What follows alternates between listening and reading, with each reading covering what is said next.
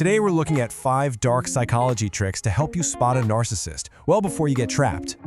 You know, most people think they'd be able to recognize a narcissist. They picture someone who's, loud, obviously selfish, maybe a little arrogant.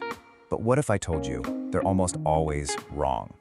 Yeah, because the most dangerous narcissists, the ones who really truly trap people, they don't look like narcissists at all. They look like the best thing that's ever happened to you. Now, the goal here isn't to make you paranoid about every person you meet. Is to show you how the manipulation actually works. Because, believe it or not, it follows a very predictable pattern. There is a playbook, an actual, documented psychological system that narcissists run. It's not something they sat down and memorized. No, it's just baked into how they operate. And once you can see the steps, well, you can't be trapped by them, ever again. That knowledge is your shield. So, what are these plays? We're gonna walk through 5 core tactics. Love bombing, which is the hook, future faking, the promise, a defense mechanism called Darvo, a nasty little weapon called triangulation, and the foundation it's all built on, dark mirroring. Understanding the system is everything. Okay, let's dive into trick number 1, love bombing. This is the front door to the whole playbook. And what's so insidious is that it's almost impossible to recognize when it's happening to you because it feels incredible. So, what is love bombing? It's when someone just floods you with attention, affection, and validation way too fast. I'm talking texts every hour, constant compliments, and these deep declarations of love very early on. You're gonna hear phrases like, "I've never felt this way before," or "You're just different, you're the one." It really feels like you've been chosen, right? Like you've finally been seen for who you are. And your brain, it just reads all that intensity as proof of a real, powerful connection. But here's what's really happening under the surface. It's basically a biological shortcut straight to your brain's trust center. You're not falling in love, you're being conditioned. So what's the tell? How do you spot it? Just remember this, true connection takes time to build. Intensity that happens this early on is almost always a mask for control. If someone makes you feel like you're the one before they even truly know you, you have to remember that feeling is the hook. It's not the relationship. And that's just trick 1. That's just the beginning. Because what comes after the love bombing, that's where things get really dark. Let's talk about trick number 2, future faking.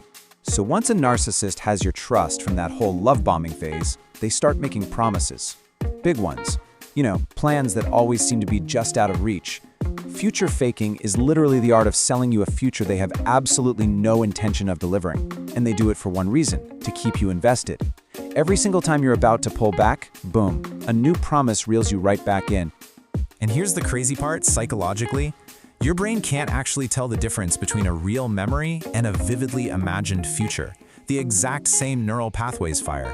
And this is how you become emotionally bonded to a future that doesn't even exist, even when their actions are showing you the complete opposite. So the crucial point here is this. You have to watch the gap between what they say and what they actually do.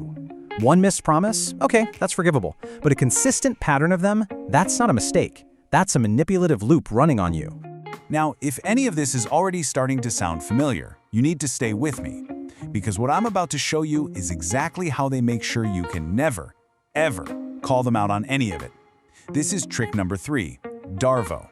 And this is why people stay trapped for so long. Darvo, it's an acronym. It stands for Deny, Attack, and Reverse Victim and Offender. It is the narcissist's go-to defense mechanism the second you try to confront them. So first, they deny. That never happened. You're just imagining things. You're being too sensitive. Then, when you push back with evidence, they attack. Why always bringing up the past? Are you trying to destroy me? And then comes the pivot, the reversal. Suddenly, you're the villain, and they're the victim. You went to them with a legitimate concern, and somehow you walked out of that conversation apologizing to them.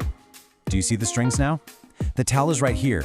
If every time you raise a problem, the conversation ends with you comforting them, that's not a relationship dynamic. That is a trap.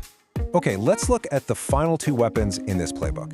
First up is triangulation, and then we're going to cover the trick that makes all of this possible in the first place, dark mirroring. See, narcissists don't operate in a vacuum. They need an audience, and they use that audience as a weapon. Triangulation is when they introduce a third person, could be a friend, an ex, a coworker, to manufacture insecurity. You know, so-and-so would never make me feel this way. Or, everyone agrees with me on this. It's designed to destabilize you, to make you feel like you are constantly competing for their approval. Just remember, if you feel like you're always auditioning, you're not in a partnership. And finally, the trick that makes all of this possible: dark mirroring. See, before they can love bomb you, they first have to become your ideal person. So they study you, your hopes, your insecurities, your values, even the way you speak, and they reflect it all right back at you. It creates this instant, incredibly powerful sense of connection. But you have to ask yourself, have they actually shown you who they are? Or have they just become a perfect mirror of you? So here's what you know now that most people don't. Narcissists run a system. Love bombing, future faking, Darvo, triangulation, dark mirroring. It's 5 tools, but it's all for one goal: to make sure you never see things clearly enough to leave. But once you can see these loops, once you see the system, you can't be a victim of it, not ever again. Knowing how the game is played is the only way to make sure you're not just another pawn. So, I'll leave you with this question to think about. Which of these tricks hit closest to home for you? Because really thinking about that, that's the very first step toward building your shield.